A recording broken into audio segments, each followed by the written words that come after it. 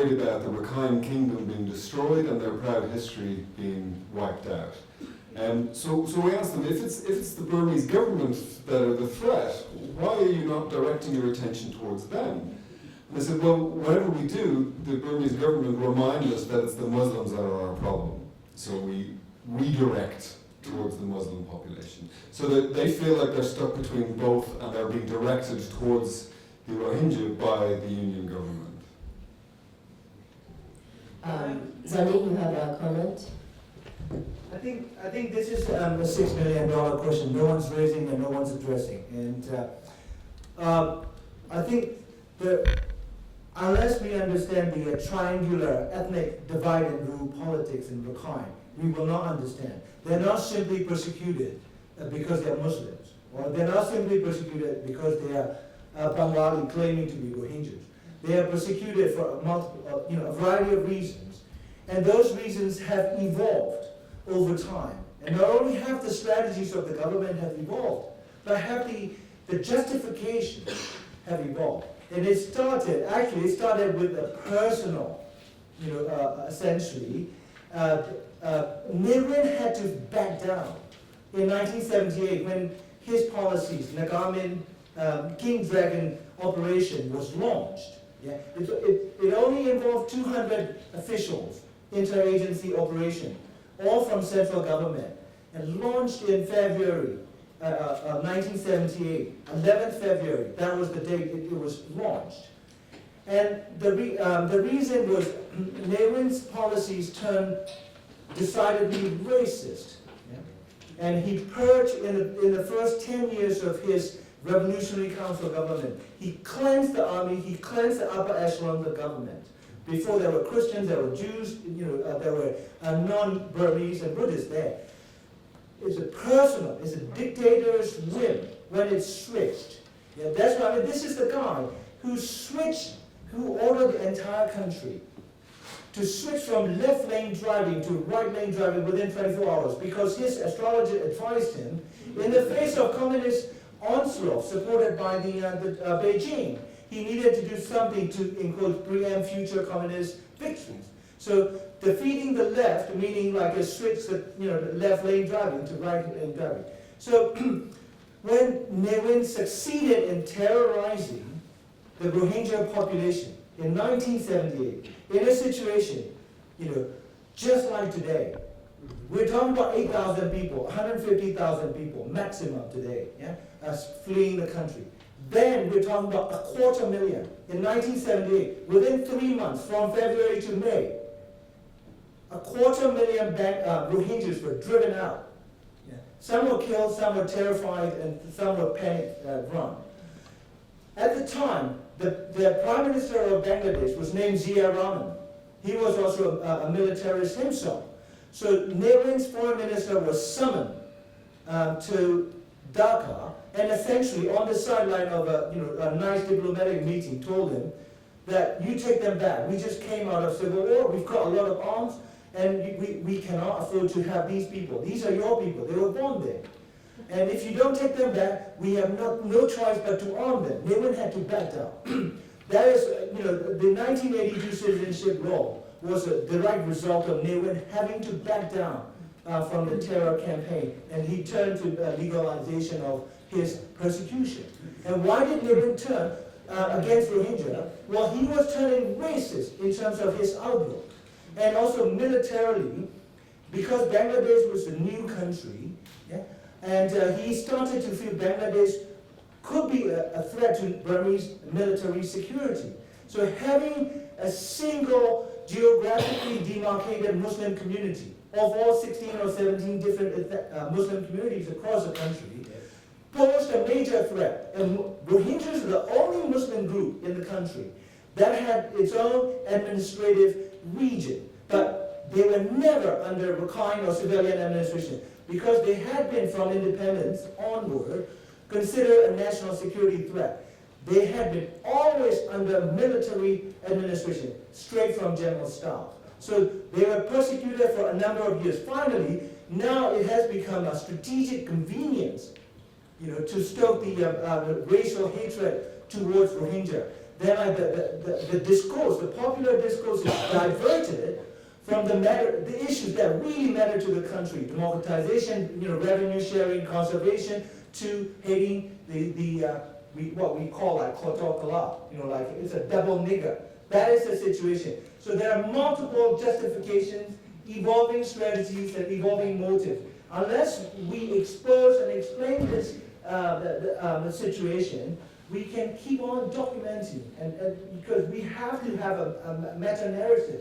Why is Burmese military intergenerationally attacking the Rohingyas? Thank you. So, we've left a little bit past 10 minutes.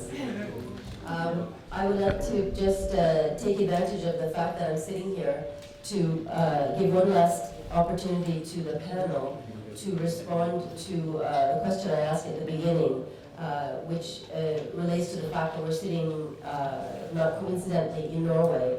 And so whether, these first two questions about what does the international community and/or Norway, specifically, if you'd like to comment on that, need to do now? Any final comments, just very, very briefly? Actually, my question was how to find a binding solution. So non-binding solution, the government doesn't give any damage. They were laughing. Last year, we have 193 countries in the United Nations General Assembly endorsed a resolution. They say that the Burma government must keep Rohingya. So the government was laughing after a few hours later. This is a non-binding resolution. We don't have to give any damage. So we are asking all these experts, what will bring the Myanmar government to negotiation table to solve this issue properly? Okay. Would anyone like to give a brief response? Resolution not going to bring any resolution or anything, any solution. That's the question. Kelly?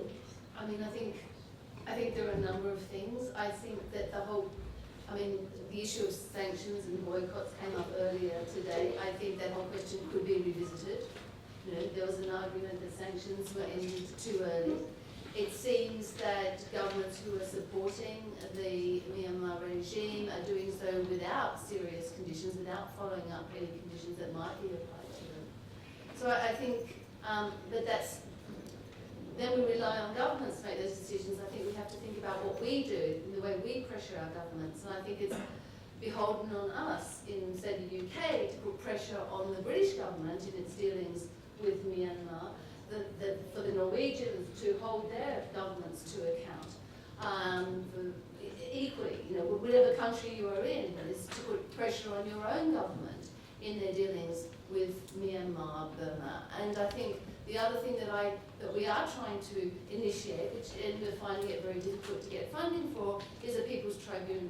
And at least to keep the energy from this conference, the energy of the ideas, to capitalise even further on the humanitarian crisis in the Andaman Sea. This is a moment, and a moment I think we have to capture and to use to the best advantage of the Rohingya. Final. I just would ask a quick question. Bujamin, Naeem, have any of you ever met the Norwegian ambassador in Yerevan? No, she keeps running away from us. I'm serious. Yeah, this is. She's there for Telenor, not for Bush. She is busy after as I said a while ago, she's Yeah. very busy. She's doing her job, I don't want to blame on her. At the same time, she should give some respect to these victimized people, these victims. I agree 100%, and I think this is something that together we can help change. If Norway should be meeting with representatives from the Rohingya population. But still, we are hopeful because in the morning session, the Foreign Secretary of Norway gave us some hopes that they are trying to solve the problem and they are going to give attention to these problems. But in previous times, Norway was one of the funders for the census. We complained that the ambassador, Australian ambassador, British ambassador, they didn't give any attention to our complaint. We remain unconflict in the census process. But this morning, but in Norwegian Secretary to this. We hope to, but other people who are near or related to this Norwegian government should what you call raise the voice more effectively, because the Myanmar government should respect Norwegian proposal, because Norway have given a lot of millions of free money for Myanmar, what we call peace process. But Myanmar is going to make peace with armed groups, not with armless Rohingya. That also should be raised by Norwegian government to Myanmar government. Thank you. Okay. Zoe, was there? No. Okay. Okay. With that, thank you very much to all of the panelists and to everybody for your extreme patience and people together. I understand that there's one more panel. Is that correct, Zoe? One more panel. One more panel. Okay, so welcome to the last panel.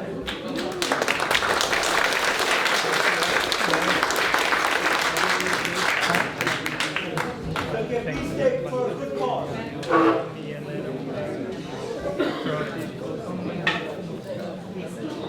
We have one more panel.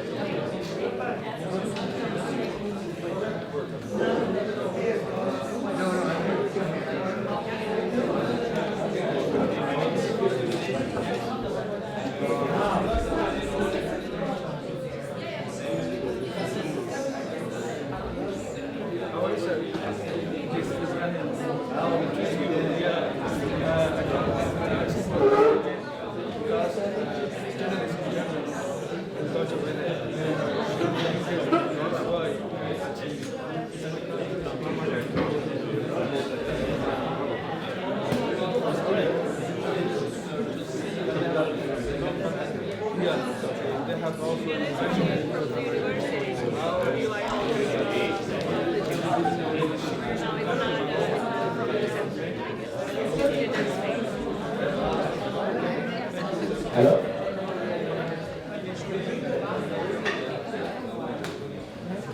Are you still asking questions? Are people reading or are people looking for their seats?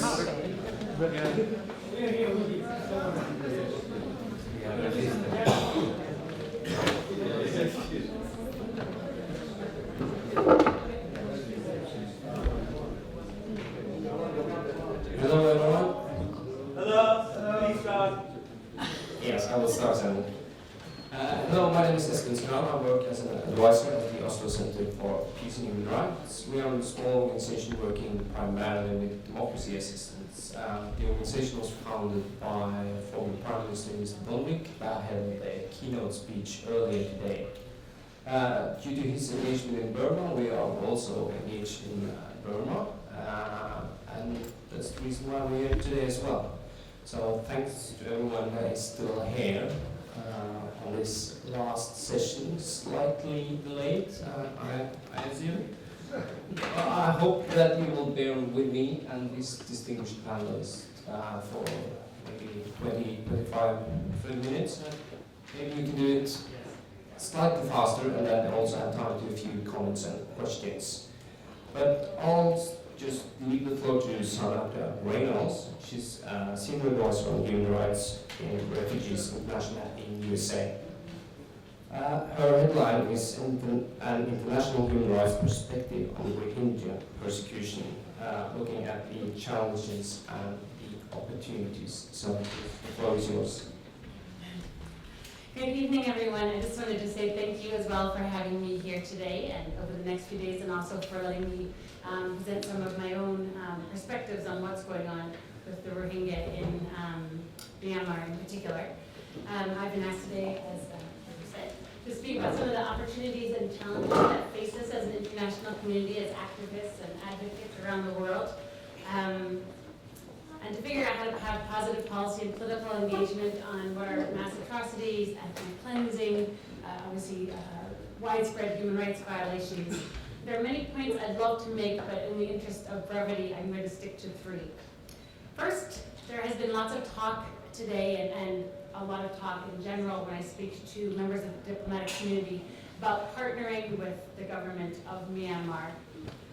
And I would suggest that those engagements are not partnerships at all, because it's the government of Myanmar who decides who gets to sit at the table, what the table is going to talk about, what the results will be, and when they will sit at the table. It's not the international community making those decisions. Myanmar's government does not seem to be interested at all in partnership.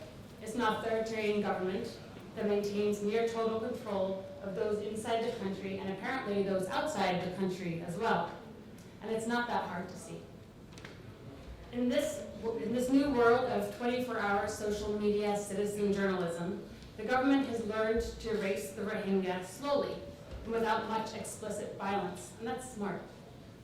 See, killing large numbers of Rohingya publicly would be counterproductive, because then there might be an international outcry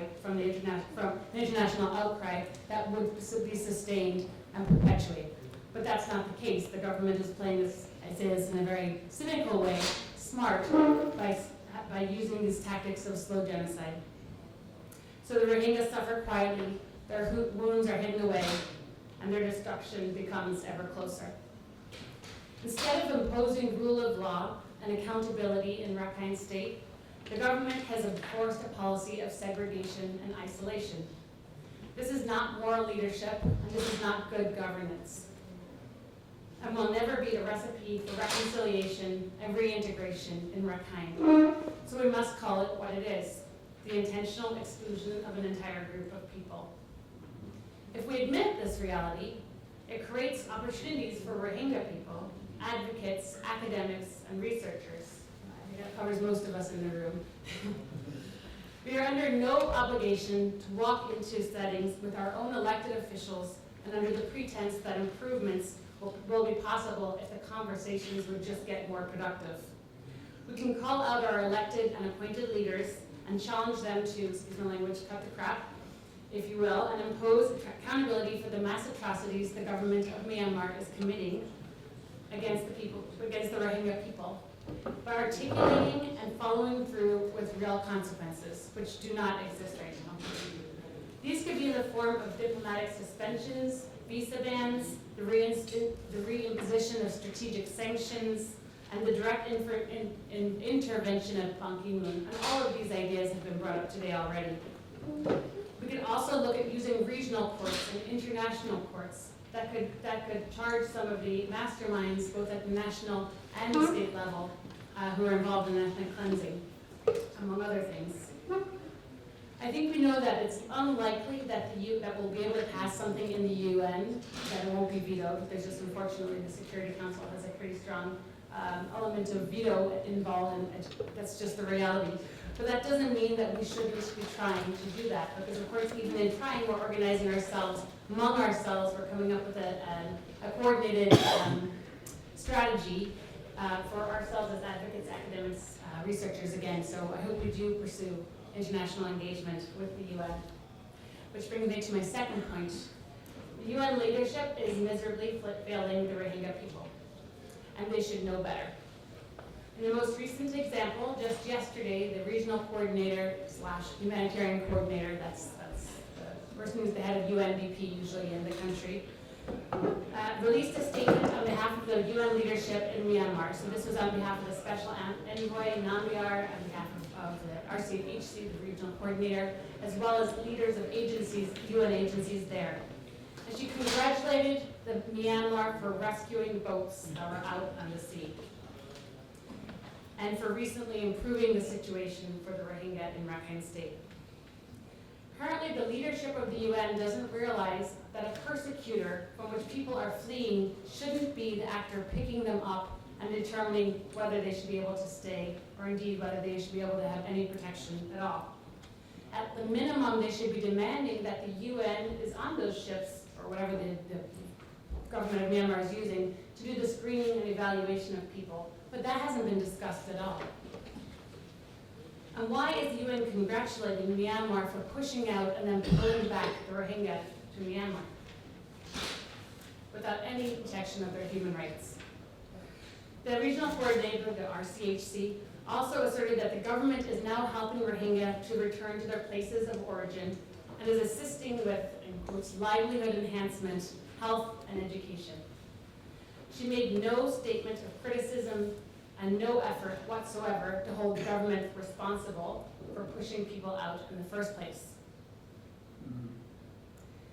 To the contrary, the arbitrary beatings, arrests, rapes, and extortion that are occur without any intervention from UN agencies inside the country. And it was brought up by one of the previous speakers that there's a lot of people unregistered in those internment camps. And when we were there recently, well, in September of 2014, we became aware of 7,000 people who hadn't been registered. And I've been trying to get OCHA, to get WFP, World Food Program, to get them registered and give them food.